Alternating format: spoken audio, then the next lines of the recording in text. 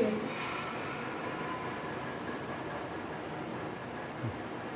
Hello students, हाय. कालपर्यंत आपण सगळे शेड्यूल काढलेले होते, सगळे शेड्यूल आपले कंप्लीट झालेले होते एक्सेप्ट रिझर्व अँड सरप्लस. ते मी इथे काढलेले रिझर्व अँड सरप्लस. ओके, तुम्हाला सांगितलेले की तुम्ही फॉर्मॅट काढायचा आहे प्रॉफिट अँड लॉस अकाउंटचा, स्टेटमेंटचा आणि बॅलन्स शीटचा. मी पण इथे फॉर्मॅट काढलेला आहे. आता हा जो बॅलन्स शीट आहे, मी इकडे लायबिलिटी साईड काढली आणि इकडे ॲसेट साईड काढली. इथे ॲसेट केली कंटिन्यू, बोर्डवरती ॲट अ टाइम सगळं बसणार नाही म्हणून. ओके, आता काय फॉर्मॅट काढलाय? फर्स्ट काय आहे? Revenue from operations. डायरेक्ट लिहिले तुम्ही, मी तुम्हाला पोस्टिंग करताना सांगितलं होतं की काय आहे 12 लाख. ओके, आधी फॉर्मॅट वाचून दाखवते. अदर इन्कम ही झाली क्रेडिट साईड, बरोबर. मग ह्या दोघांची टोटल घ्यायची, ही झाली टोटल इन्कम. Then expenses. एक्सपेन्सेसमध्ये काय काय येतं? Cost of material consume, purchases, change in inventories, employee benefit expenses, financial cost, depreciation and other expenses.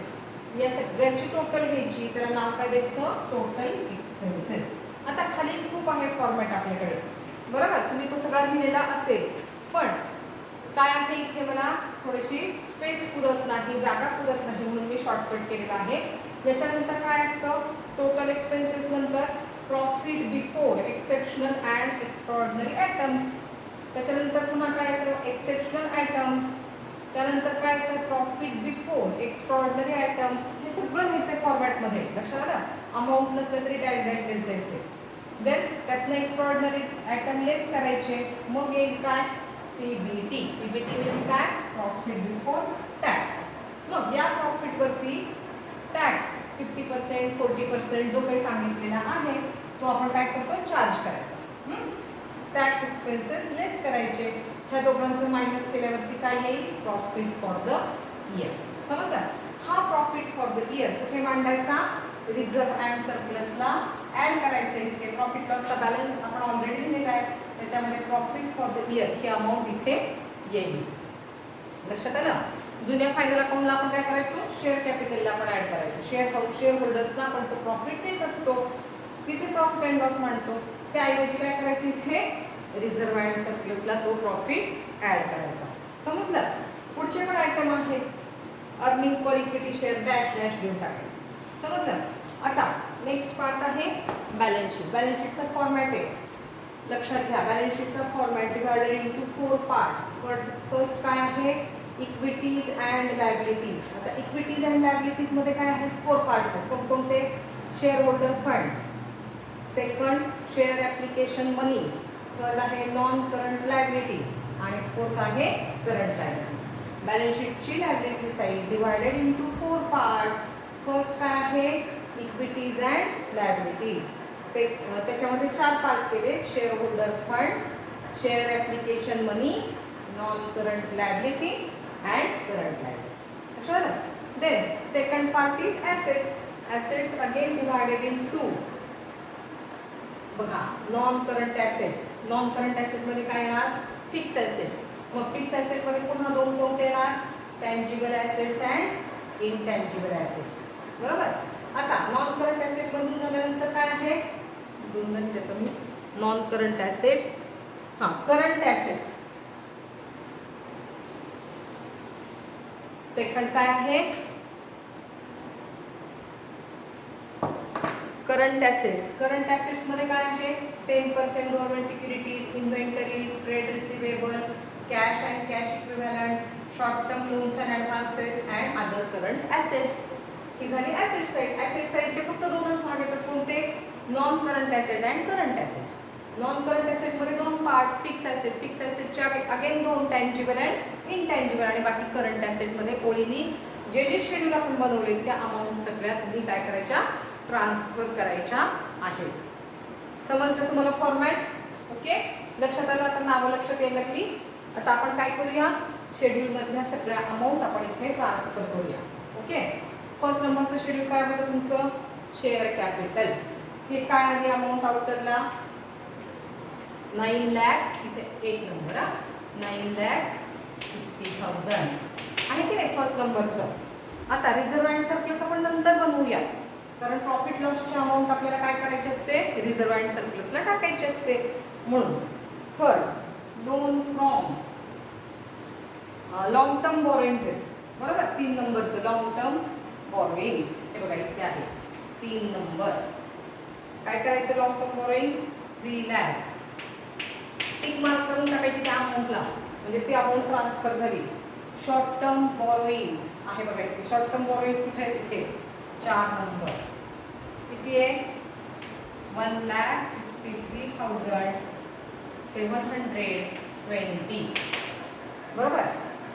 4 number झाली. शॉर्ट टर्म प्रोव्हिजन बघा इथे 5 नंबर. शॉर्ट टर्म प्रोव्हिजन किती आहे. आता शॉर्ट टर्म प्रोव्हिजन पण आपला अर्धवट राहिलेला आहे.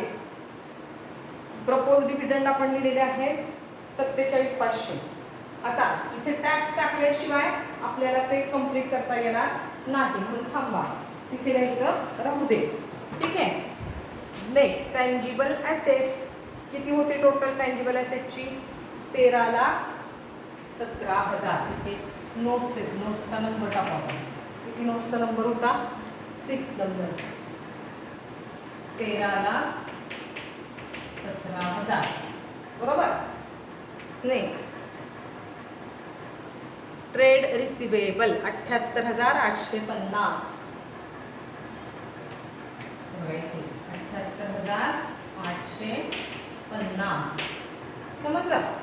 8 नंबर काय आहे short term loans and advances आहे का. शॉर्ट टर्म लोन्स बघा इथे 8 number 56,320. Okay. Next other current assets 56,200 हे बघा इथे 9 नंबर 56,200. ठीक आहे. आता 10 number other income. Other income काय येईल 8,200. आता इथे सुरू झाले बघा अदर इन्कम. प्रॉफिट लॉसचे आयटम सुरू झाले. किती आहे amount other income 8,200. Next 11 number change in inventory 10,000. Change in inventory इथे 10,000 आहे की नाही. नेक्स्ट एम्प्लॉई बेनिफिट एक्सपेन्सेस 71,800 बघा याच्या खालीच आहे 71,800. ओके. नेक्स्ट फायनान्शियल कॉस्ट 24,000 इथेच आहे लगेच 13. Financial cost 24,000. फॉर्मॅट काढायचा पाहिजे नाही अलग फॉर्मॅटला पण मार्क दिले जातात. पाठ करायचा format. Next depreciation 29,400. Depreciation. Next 15 number other operating expenses 44,750. झाले का सगळं शेड्यूल. सगळ्या शेड्यूलच्या अमाऊंट लिहून झाल्या का. काही अमाऊंट आपण डायरेक्ट पण लिहिलेल्या आहेत. आता मध्ये मध्ये येतील त्या तुम्ही लिहिलेल्या असतील. मी सांगत होते तेव्हा तुम्ही लिहून घेतलेल्या असतील. माझा मी आत्ता फॉर्मॅट काढलाय त्यामुळे काही अमाऊंट लिहायच्या राहिल्या असतील. आता आपण काय करूया प्रॉफिट अँड लॉस अकाउंट आपण क्लोज करूया म्हणजे आपल्याला प्रॉफिट कॅल्क्युलेट करता येईल. ओके. किती येईल टोटल 12,08,200 बरोबर. आणि याची किती येईल 7,8,8 27 15 19 25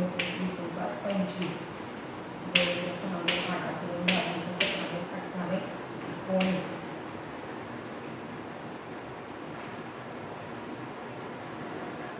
चुकली का माझी बेरीज. परचेसेस किती लिहिले परचेसेस लिहिलेच नाही. मी म्हटलं की नाही डायरेक्ट राहिले परचेसेस डायरेक्ट लिहायला सांगितलं की तुम्हाला 9,37,000 9,37,000. ठीक आहे. बरं बाकीचे झाले का सगळे 44,750 29,400 24,000 71,800 9,15,800 आता टोटल 50 4 11 19 8 27 2 2 4 6 9 15 5 20 7 27 5 32 3 4 7 9 2 11 11 7 18 19 19 4 23 2 9 11 लाख 32,750 बरोबर आहे का? ठीक आहे.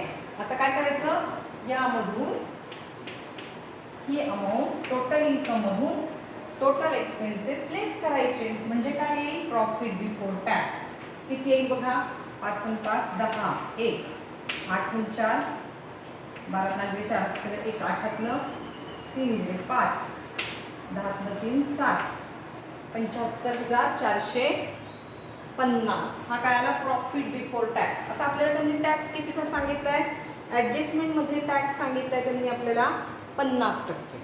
म्हणजेच 75,450च्या 50% टॅक्स किती येईल, तो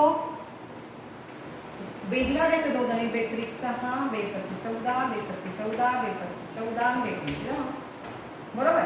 37,775चे 50% आणि राहिलेली अमाऊंट पण काय आहे 37,775 बरोबर.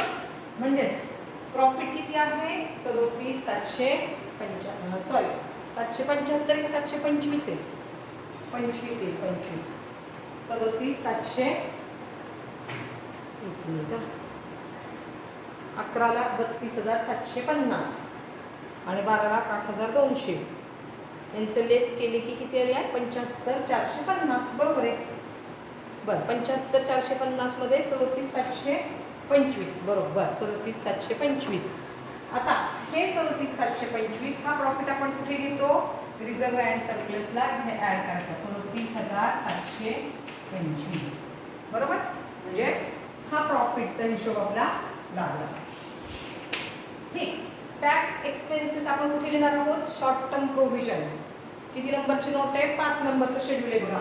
5 नंबरच्या शेड्यूलमध्ये चला, तिथे काय लिहिलेलं आहे, पहिलं तुम्ही प्रपोज्ड डिव्हिडंड दिलेला आहे 47,500. त्याच्या खाली प्रोव्हिजन फॉर टॅक्सेशन ही 37,775 ही तिथे घ्यायची. त्या दोघांची टोटल घ्यायची, ती टोटल आली 85,225. काय आहे ते, शॉर्ट टर्म प्रोव्हिजन्स. 5 नंबरचा आहे हे बघा, इथे ती अमाऊंट लिहायची. दोघांची टोटल किती आली 85,225. कुठून आणली कळलं का, 5 नंबरचं शेड्यूल आहे. त्या 5 नंबरच्या शेड्यूलमध्ये हा टॅक्स एक्सपेन्सेस ॲड करायचा 37,775. वरती प्रपोज्ड डिव्हिडंड पण होतं. ठीक आहे. बरं ट्रेड रिसिवेबल आपण डायरेक्ट लिहायला सांगितले होते, मी दिले का ट्रेड रिसिवेबल 78,850 ते सगळं आहे. बरं आता काय करूयात आपण, रिझर्व्ह अँड सरप्लस आपल्याला क्लोज करायचं आहे. आता काय काय दिलं होतं आपण पहिल्यांदा, बॅलन्स शीट प्रमाणे 63,200 बॅलन्स दिला होता. इकडचा प्रॉफिट आला 37,725. अशी दोघांची टोटल किती आली 7 आणि 2 9 7 आणि 3 10 1,09,25 बरोबर. त्यातलं इंटेरियम डिव्हिडंड 16,000 इनरला दिलाय. प्रपोज डिव्हिडंड 47,500 दिलेले सगळं तुम्ही. ट्रान्सफर टू जनरल रिझर्व्ह 5,000 बरोबर. अशी या सगळ्यांची टोटल आली 68,500 बरोबर. 68,500. आता यातून लेस करायचे हे लक्षात घ्या. रिझर्व्ह अँड सरप्लस थोडंसं अवघड असतं. रिझर्व्ह अँड सरप्लसला आपण काय केलं, प्रॉफिट अँड लॉसचा बॅलन्स लिहिला, या वर्षीचा प्रॉफिट त्याच्यामध्ये ॲड केला. असा एकंदरीत प्रॉफिट किती झाला आपला 1,09,25. त्यातून आपण काय काय दिलं, इंटेरियम डिव्हिडंड दिले 16,000चे. प्रपोज डिव्हिडंडसाठी अमाऊंट ठेवली किती 47,500 आणि आणखी 5,000 एक्स्ट्रा जनरल रिझर्व्हला आपण ट्रान्सफर केली. म्हणजे या प्रॉफिटमधली ही अमाऊंट आपण काय केली यूज केली. मग किती राहिली, ह्या दोघांना लेस केली, किती राहिले 32,425 32,425. ओके 32,425. थोडंसं दिसत नसेल, मी नंतर कॅमेरा तिरका करते, तुम्हाला अमाऊंट दिसतील. 32,425. ठीक आहे. बरं